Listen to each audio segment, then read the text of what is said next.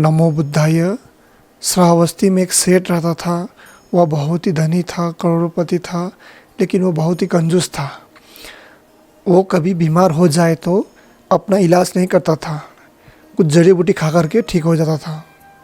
और इतना कंजूस था कि अपने पुत्र को सिखाया था कि कभी भी शराबियों के संगत मत करना, घर के दरवाजे बंद रखना, और घर में कोई मेहमान आए तो कुर्सी उसको बाहर देना, अंदर नहीं लाना उसको।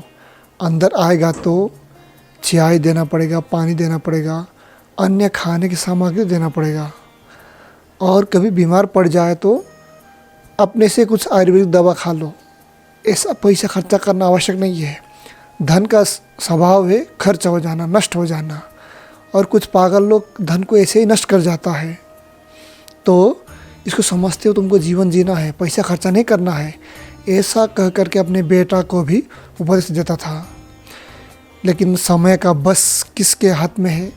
कभी भी कोई भी व्यक्ति मर सकता है। एक दिन वह सेठ आनंद श्रेष्ठी मर गया। उसने बहुत बड़े बड़े घड़ों में करोड़ों सोने की मुद्राएं छुपा कर रखा था, ज़मीन में गाड़ करके। उसका जानकारी सिर्फ उसी को था और किसी को नहीं था। इतना कंजूस था, मरते मरते भी अपने मन में वो बात, वो इच्छा दबा कर ही मरा। लेकिन मरने के बाद उसका जन्म उसी श्रावस्ती क्षेत्र के एक भिखारी के गांव में हुआ। भिखारी के गांव में हुआ तो उसका चेहरा बहुत ही कुरूप था। उसके पैदा होने के बाद से ही भिखारियों के भी दिन बुरे आ गए। उनको भिक्षा नहीं मिलता था, उनको भगाया जाता था, अन्य बहुत सारी घटना होता था। इसको देख कर के भिखारी ने निर्णय किया कि इनको बाहर निकालते हैं। तो वो भिखारी और उसकी माता को उस क्षेत्र से बाहर निकाल दिया। अब ये दोनों नगरों में घूमते थे, इधर उधर जाते थे। लेकिन घूमते घूमते घूमते ये मुल्लसिर के घर के आसपास ही आ गए। मुल्लसिर के गांव के लोगों ने उसको बहुत पीट करके बहुत ही बुरे हाल कर दिया, क्योंकि उसका चेहरा बहुत ही करूप था, देख नहीं सकता था, डर जाते थे बच्चे। लेकिन भगवान बुद्ध भी वहीं से गुजर रहा था तो देखा कि अरे ये भिखारी तो वही मुल्लसिर के पिता आनंद श्रेष्ठी है, मुल्लसिर को कुछ जानकारी देना चाहिए। ऐसा कह करके मुल्लसिर को बुला करके सारी जानकारी बताता है। तो भिखारी से पूछने को कहता है कि वो पैसा कर्षण कहाँ रखा है। तो वो भिखारी सारा बात बता देता है कि हाँ, यहाँ जगह पे मुझे कुछ याद आ रहा है कि यहाँ पे छुपा के रखा है।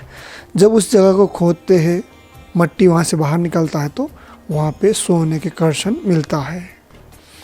उसके बाद मुल्लसिरी भगवान बुद्ध के शिष्य हो जाता है।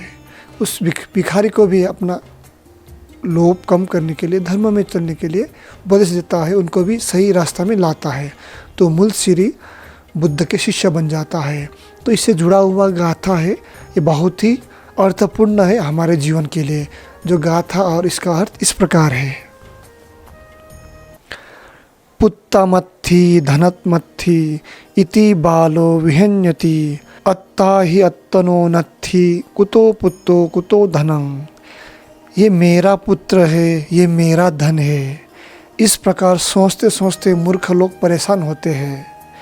जब मनुष्य का शरीर, जब मनुष्य अपने आप का नहीं है तो पुत्र और उसका धन कहाँ तक रहेगा। मतलब कि अपने पास जो भी है, शरीर को छोड़ करके, वस्त्र जो पहने हैं उसको छोड़ करके अपना शरीर को देखिए, ये आपके वश में है? नहीं। आपके वश में क्या? आपके मन वश में है? नहीं।